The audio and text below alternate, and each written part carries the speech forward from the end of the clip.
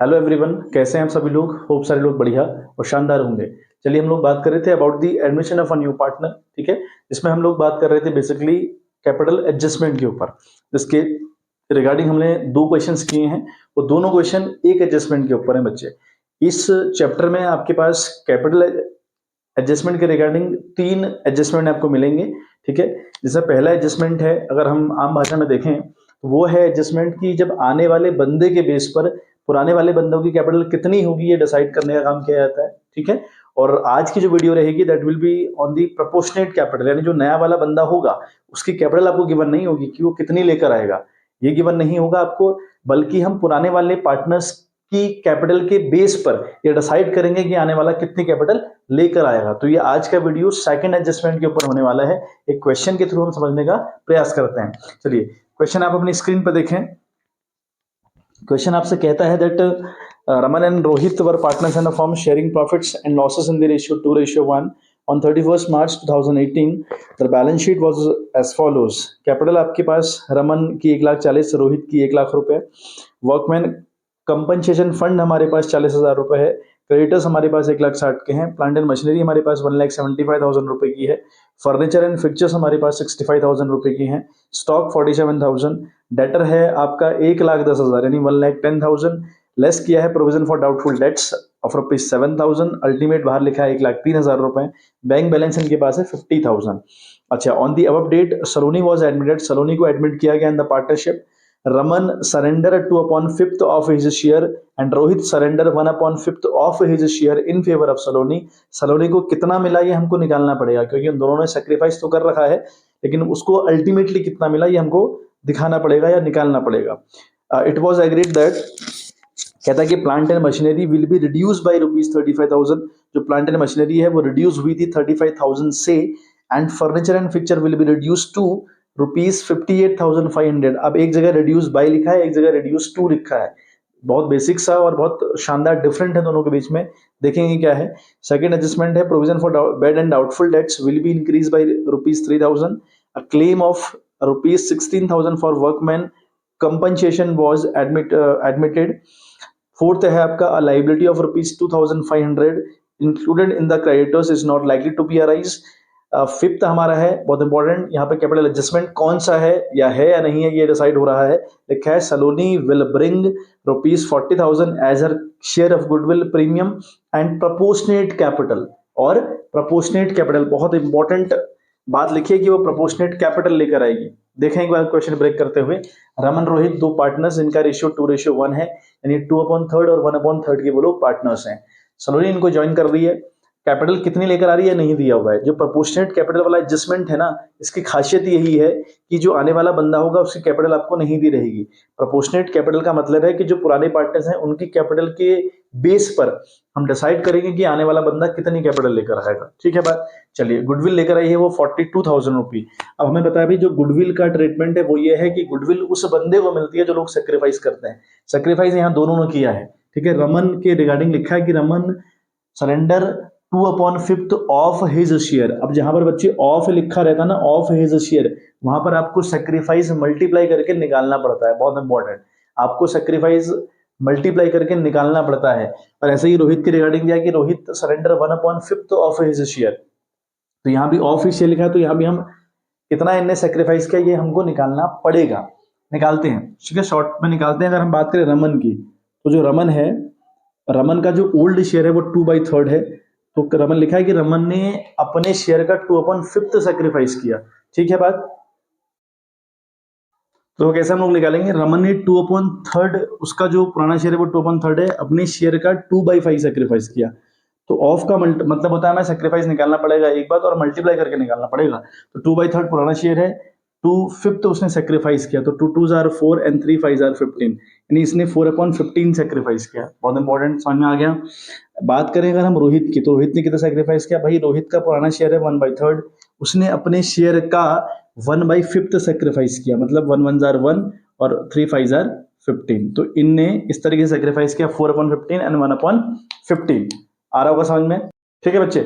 तो अगर अल्टीमेटली इनका सेक्रीफाइस देखें तो वो है 4:1 यानी 4/5 1/5। ये बहुत इंपॉर्टेंट है बच्चे, ठीक है। 4/15 1/15 बिल्कुल सही आंसर है, कोई दो राय नहीं इस बात में। लेकिन अगर हम जब गुडविल को बांटने की बारी आएगी ना, वहां 4/15 एक ने सेक्रीफाइस किया, 1/15 एक ने सेक्रीफाइस किया, तो ऐसा नहीं करेंगे 42,000 इंटू 4/15 नहीं कर सकते, या 42,000 इंटू 1/15 नहीं कर सकते। क्यों नहीं कर सकते? क्योंकि 4 और 1 को ऐड करके 15 नहीं आता, 5 आता है। तो जितना इन दोनों को ऐड करके आता है उतना ही डिनोमिनेटर में लिखें आप, जब इसको किसी चीज से आप मल्टीप्लाई कर रहे हो।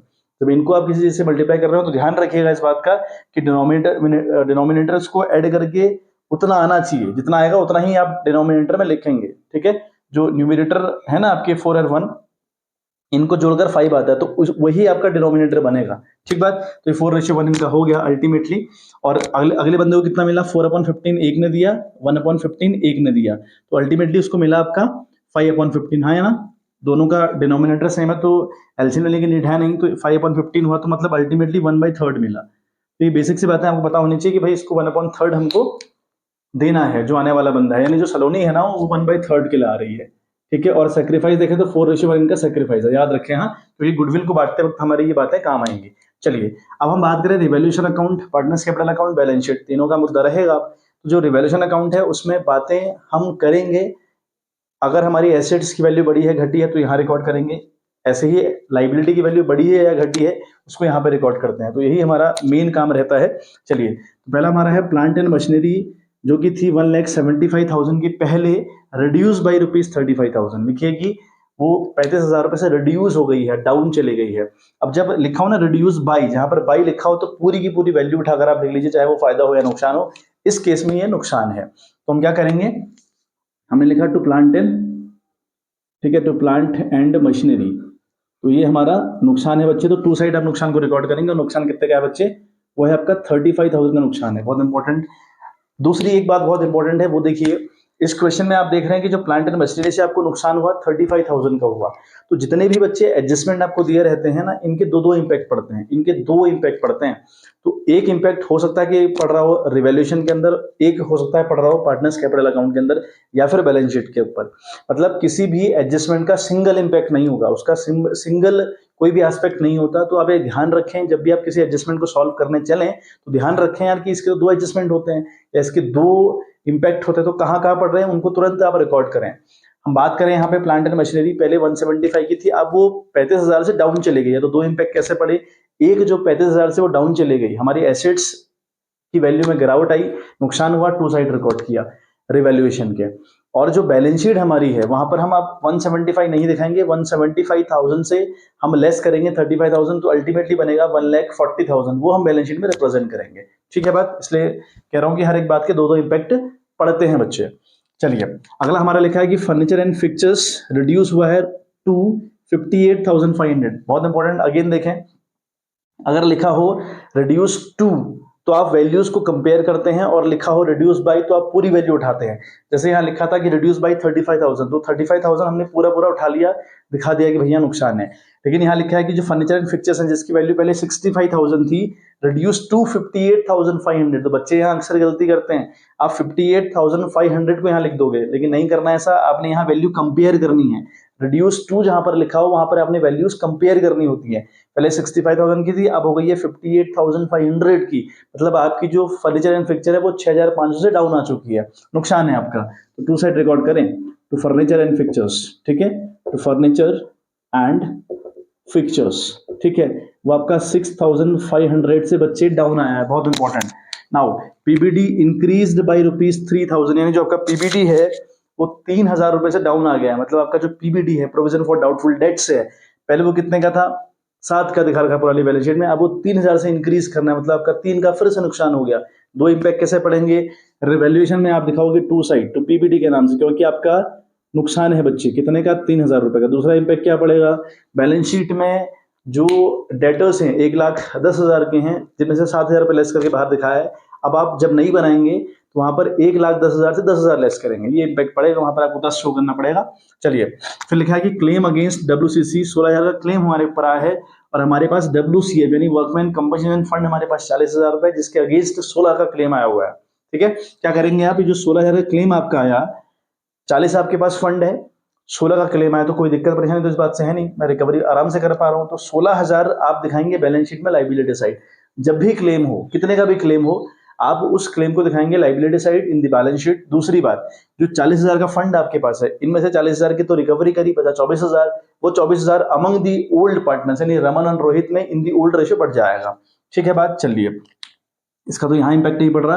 फिर बात करते हैं क्रेडिटर, कहा है कि 2500 रुपए के क्रेडिटर ऐसे हैं will not likely to be claim, जो क्लेम नहीं करने वाले। अगर क्लेम नहीं करेंगे तो फायदा हो गया भाई हमारा, है ना। दो इंपैक्ट क्या पड़ेंगे, 2500 के क्रेडिटर जो क्लेम नहीं कर रहे हैं, हमारा फायदा। तो फायदा हम बाई साइड रिकॉर्ड करेंगे, लिखेंगे बाई क्रेडिटर्स।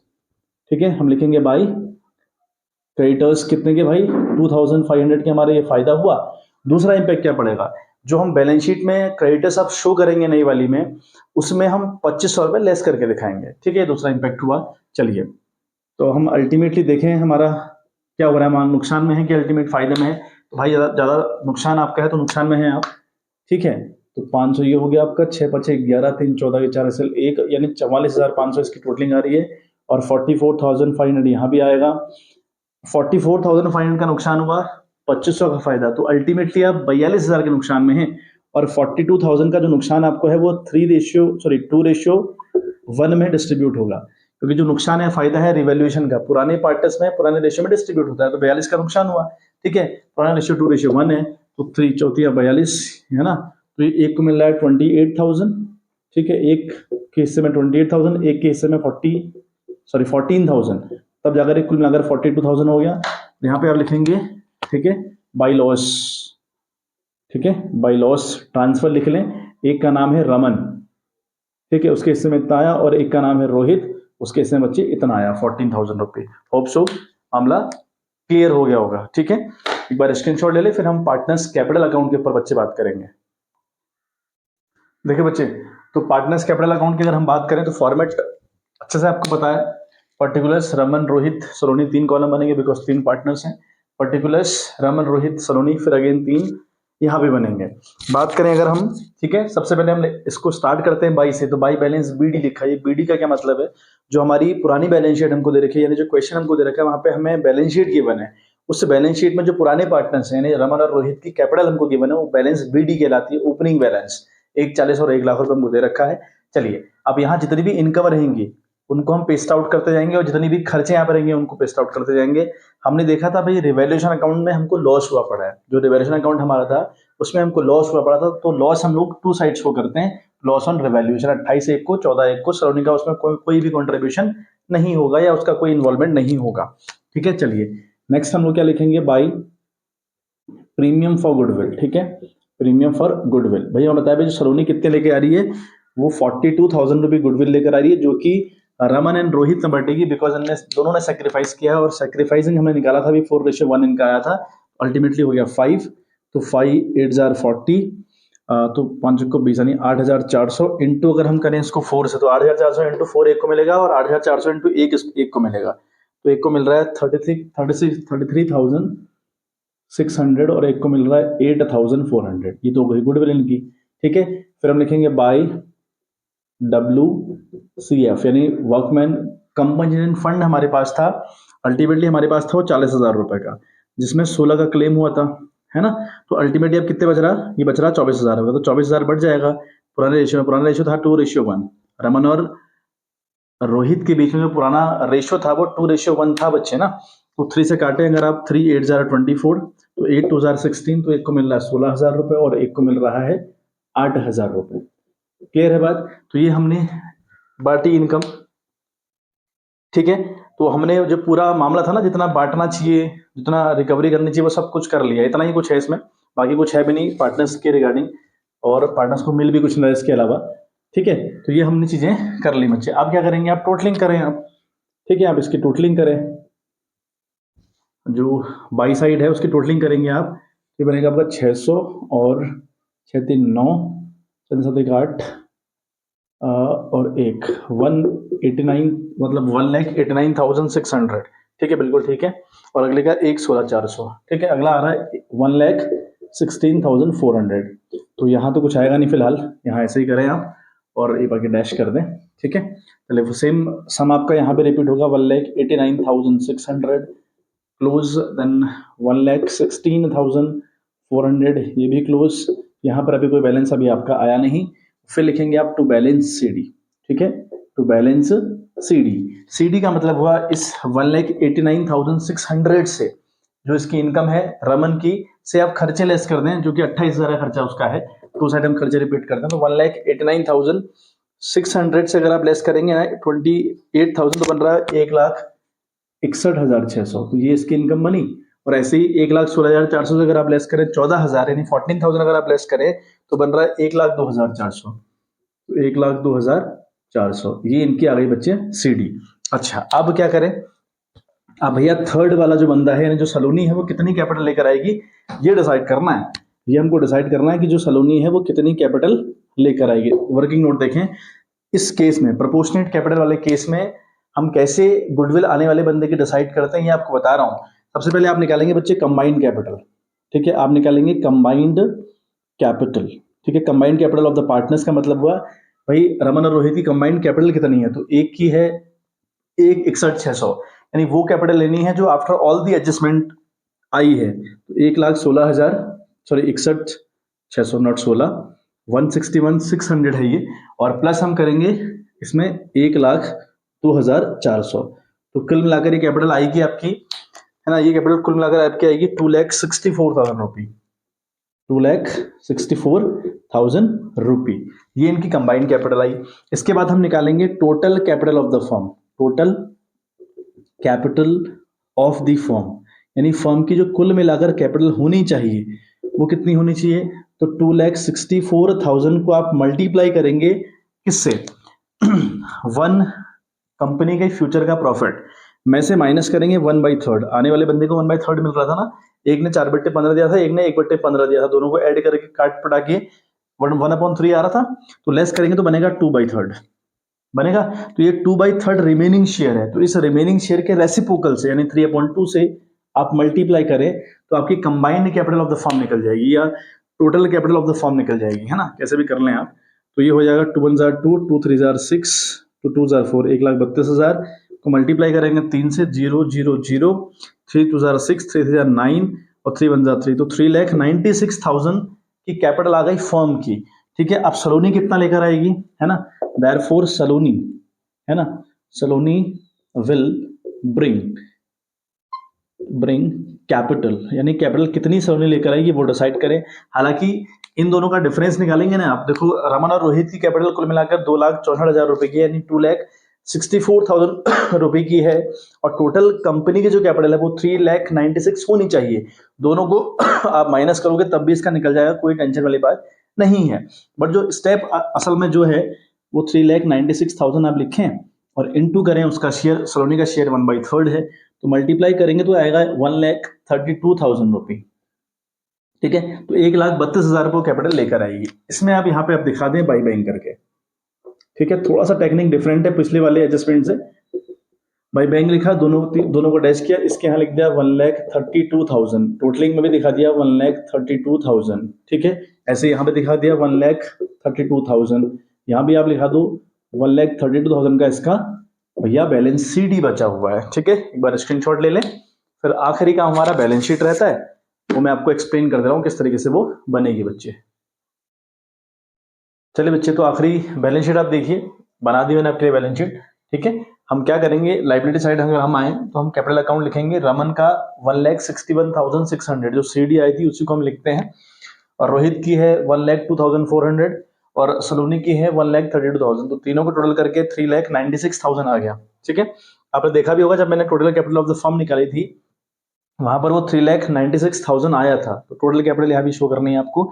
WCC मैंने आपसे कहा था कि जो क्लेम आपको होगा, है ना, तो वो आप शो करेंगे 16,000 रुपए बैलेंस शीट में लाइबिलिटी साइड। अच्छा बात करते हैं क्रेडिटर्स की, तो 1,60,000 रुपए के थे, लेकिन 2,500 के क्रेडिटर ऐसे थे जो क्लेम नहीं करने वाले हैं या जो पैसा नहीं मांग रहे, तो लेस कर दिया तो 1,57,500 बाहर आया। प्लांट एंड मशीनरी की बात करें तो 1,75,000 की थी, और प्लांट एंड मशीनरी के रिगार्डिंग लिखा था कि रिड्यूस बाई 35,000, तो लेस कर दें 35,000, तो बाहर लिखे 1,40,000। फर्नीचर एंड फिक्चर्स की बात करें तो पहले वो 65,000 के थे, लेकिन लिखा था कि रिड्यूस टू टू में कंपैरिजन करके हम लॉस या प्रॉफिट निकालते हैं, लेकिन जो रिड्यूस टू वाली वैल्यू है वो प्योर वैल्यू है, उसी को यहाँ रिप्रेजेंट करने का काम हम लोग करते हैं बच्चे। पर बात करें स्टॉक के रिगार्डिंग कोई बात नहीं हुई थी, तो 47 पहले भी था, अब भी 47। डेटर की बात करें तो 1-10 के पहले भी थे, अब भी हैं, लेकिन पीबीडी पहले 7 था, अब 10। क्यों? क्योंकि कहा था कि जो प्रोविजन फॉर डाउटफुल डेट्स है 3000 से इंक्रीज हो रहा है, तो इसलिए वो 10,000 हो गया। बात करें बैंक की तो 50,000 इनके पास पहले से पड़ा हुआ है। 1,32 नया बंदा कैपिटल लेके आ रहा है, सलोनी लेके आए ना भाई, बैंक की है 1,32 वो लेके आ रही है, और 42,000 पे वो गुडविल लेकर आई थी, तो तीनों को ऐड करके 2,24,000 बाहर। तो अगर आप बोथ साइड की टोटलिंग को देखते हैं तो आ रहा है 5,59,500, 5,59,500, ये आपका अल्टीमेट टोटल बनेगा 5,59,500। ठीक है बच्चे, तो इंपॉर्टेंट एडजस्टमेंट था, और ऐसे ही कुछ क्वेश्चन आप ट्राई करें, वो खुद से भी आपको ट्राई करने पड़ेंगे, वो बहुत इंपॉर्टेंट है, आपकी प्रैक्टिस बहुत इंपॉर्टेंट है बच्चे। मैंने आपको भी बता दिया किस तरीके से करते हैं। अब आप जितने क्वेश्चन, मल्टीपल क्वेश्चन आप प्रैक्टिस करें, वो उतना आपके लिए बढ़िया रहेगा।